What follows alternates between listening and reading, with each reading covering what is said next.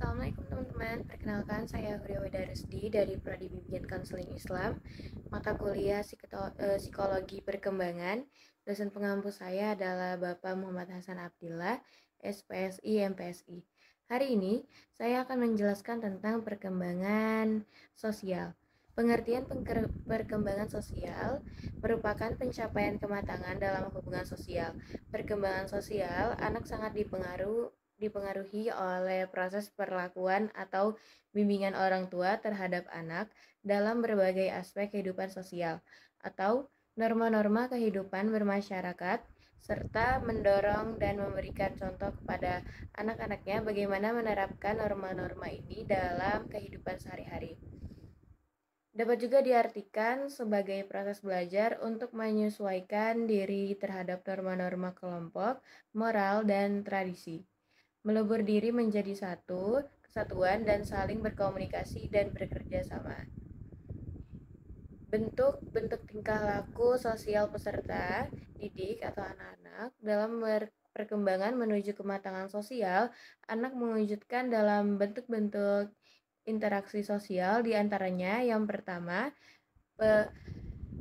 negativisme munculnya pada usia 18 bulan dan mencapai puncak pada usia 3 tahun dan menurun pada usia 4 hingga 6 tahun, yang merupakan bentuk tingkah laku melawan sebagai reaksi terhadap penerapan disiplin atau tuntutan orang tua atau lingkungan yang bisa disesuaikan dengan kehendaknya. Yang kedua, ada agresi, perilaku menyerang balik secara fisik, nonverbal, misalnya mencubit, menggigit, menendang, dan lain sebagainya, maupun kata-kata verbal yang merupakan salah satu bentuk reaksi terhadap rasa frustasi karena tidak terpenuhi kebutuhan atau keinginannya. Yang ketiga, berselisih atau bertengkar. Terjadi bila anak tersinggung atau terganggu oleh sikap atau perilaku anak lain. Yang keempat, ada menggoda, teasing, bentuk lain dari sikap agresif yang merupakan serangan mental dalam bentuk verbal, kata-kata, ejekan, atau cemohan yang menimbulkan marah pada orang yang digoda. Lalu yang kelima, ada persaingan, keinginan untuk melebihi orang lain dan selalu didorong oleh orang lain, yaitu persaingan prestasi dan usia 6 tahun semangat bersaing ini akan semakin baik. Yang keenam, ada kerjasama. Mau bekerja sama dengan orang lain mulai nampak pada usia 3 tahun atau awal 4 tahun dan pada usia 6 hingga 7 tahun semakin berkembang dengan baik. Lalu yang ketujuh, ada tingkah laku berkuasa.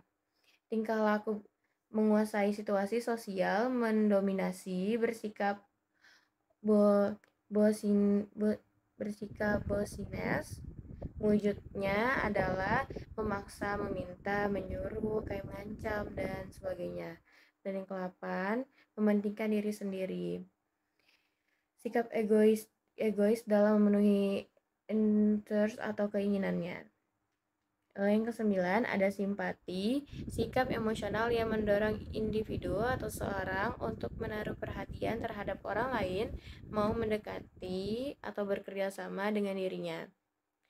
Yang selanjutnya ada teori perkembangan psikologis. Tiap tahap tergantung dari hasil tahapan sebelumnya dan resolusi. Yang sukses dari tiap krisis ego adalah penting bagi individu untuk dapat tumbuh secara optimal.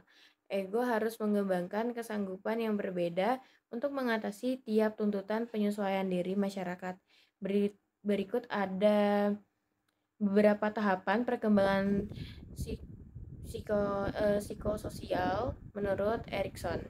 Yang pertama adalah trust versus mistrust atau kepercayaan versus ketidakpercayaan.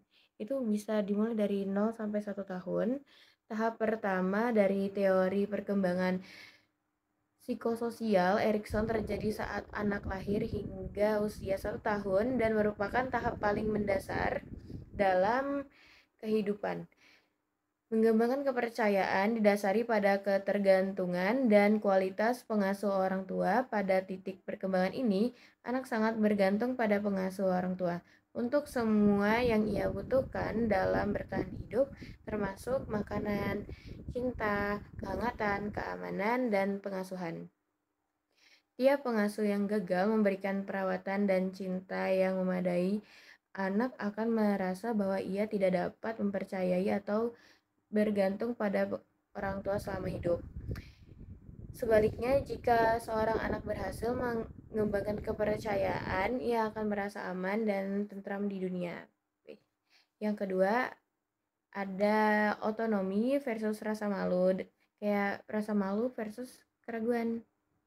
Ya, tahap psikososial ini berlangsung dalam rentang usia 18 bulan sampai 3 tahun. Dalam fase ini, anak mulai mengembangkan otonomi diri, kemampuan melakukan sebuah hal secara mandiri, proses stimulasi kemandirian seperti ke toilet training, makan minum sendiri, berpakaian, milih dan bermain sendiri menjadi stimulasi kursial anak untuk mengembangkan kontrol dirinya. Lalu yang ketiga, tahap inisiatif versus rasa bersalah. Ini rentang di usia 3-5 tahun. Dalam fase ini, anak mulai mencoba dan mengembangkan inisiatifnya.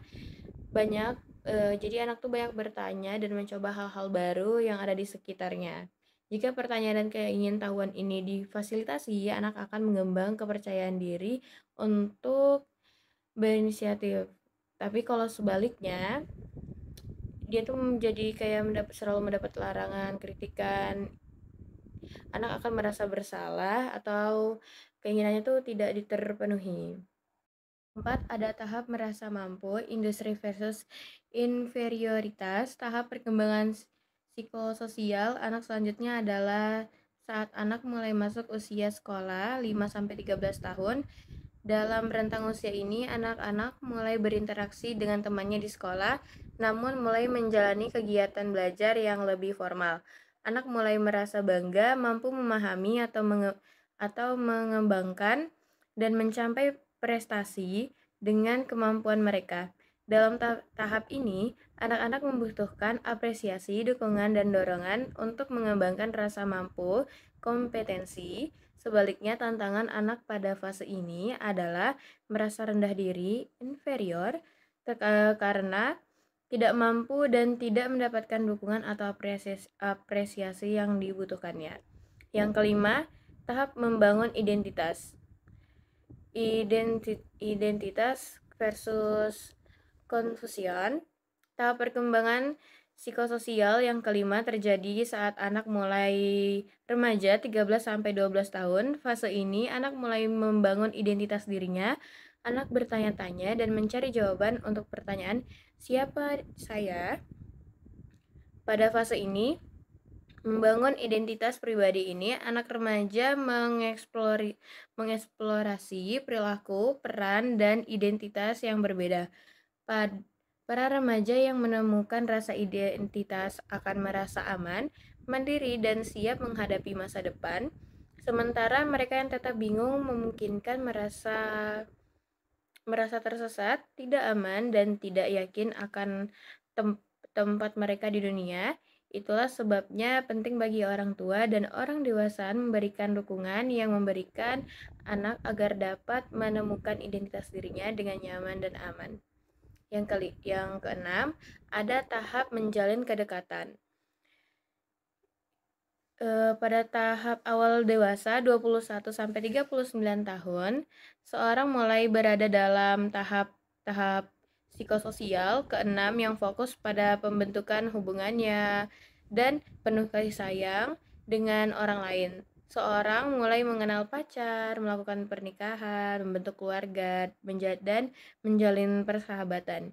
Jika berhasil membangun hubungan cinta dengan orang lain, seorang dapat mengalami cinta dan menikmati. Lalu, kalau mereka gagal membentuk hubungan dengan orang lain, bisa merasa mereka tidak terlindungi dan sendirian. Dan yang ketujuh ada tahap dewasa. Tahap dewasa menjalani dalam 7. Tahap dewasa, generativitas versus stagnasi. Maaf kalau ada salah penyebutan. Tahap dewasa dijalani dalam rentang usia 40-65 tahun. Dalam tahap psikososial, berikutnya tantangan yang dihadapi bergeser menjadi rasa berguna dan bertumbuh. Seseorang yang membutuhkan tujuan dan memberikan kontribusi yang melampaui individualitasnya. Membesarkan keluarga, bekerja, dan berkontribusi pada komunitas adalah contoh cara seorang mengembangkan rasa memiliki tujuan. Mereka yang gagal menemukan cara untuk berkontribusi mungkin merasa terputus dan tidak berguna. Baik, sekian dari saya. Jika ada salah perkataan, mohon dimaafkan. Dan terima kasih banyak teman-teman yang udah mendengarkan pembahasan yang saya bawain ini. Baik, terima kasih. Assalamualaikum warahmatullahi wabarakatuh.